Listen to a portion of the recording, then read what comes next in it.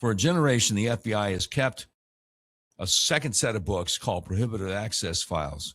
After a long fight, they're finally being examined. A Federal Bureau of Investigation task force has begun the separate set of books FBI keeps using an inaccessible prohibited access file designation, according to multiple government sources. Though an internal fight over how to handle the files continues, embattled FBI Director Kash Patel has assigned personnel to examine decades of hidden history. Racket News has learned of some files already turned over to Congress. One of the sources said, "This is it, the deep state." Buddy, hey, I'm tired of hearing people saying, "Oh, Kash Patel, fire him next."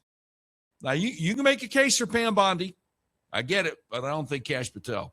Anyway, Judiciary Committee Chair Chuck Grassley, whose work with whistleblowers and pressure across years was key to prying prohibited access files loose, expressed cautious optimism. Grassley said, "If it weren't for whistleblower disclosures to my office, the very existence of the FBI using prohibited access files for some investigations would have remained in the dark.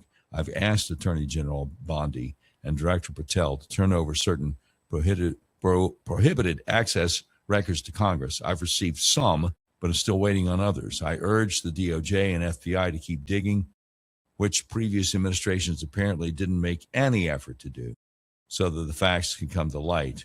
The FBI's secret stash of records is scandalous." Files given a prohibited access designation are not merely secret, they are ghosts which do not exist. Records rigged to return false negatives when searched for in the FBI's Sentinel system. They are digital descendants of paper records that, as far back as Richard Nixon's presidency, were kept in locked offices, accessible to just a few officials, typically at the deputy director level and above. Currently, the number of people with the ability to access the files can be counted on one hand. Well, I just want to say something.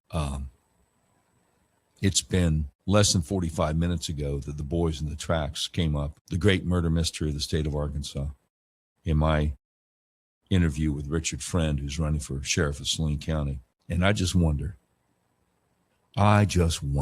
if anything about that murder and who's responsible would be in this parallel system of files that do not exist but do exist in the FBI. Matt Taibbi continues over at Racket.News. The implications of the nation's chief federal law enforcement and counterintelligence organization having kept a separate, non-searchable filing system are mind-boggling. Retired FBI supervisory analyst George Hill said, "It's not like turning over a rock and finding a few bugs. It's like turning over a manhole and finding a whole city." Legal analyst Margot Cleveland says, "You don't run a constitutional republic on secret files." A current government source said the prohibited access designation is, quote, literally designed to hide files from Congress and from the FBI itself. It's really frigging bad, unquote. Off-books surveillance and disruption of political figures in the Arctic frost and Trump-Russia investigations comprise part of the find, but the files extend at least as far back as 1999 across Democrat and Republican Party presidencies, involving as many as 1,000 distinct case numbers. There are no rules for passing access to the system from one administration to the next. Instead, operation of prohibited access files is described as an oral tradition passed down among senior FBI officials, independent of agents below and political appointees above in Congress and even the White House.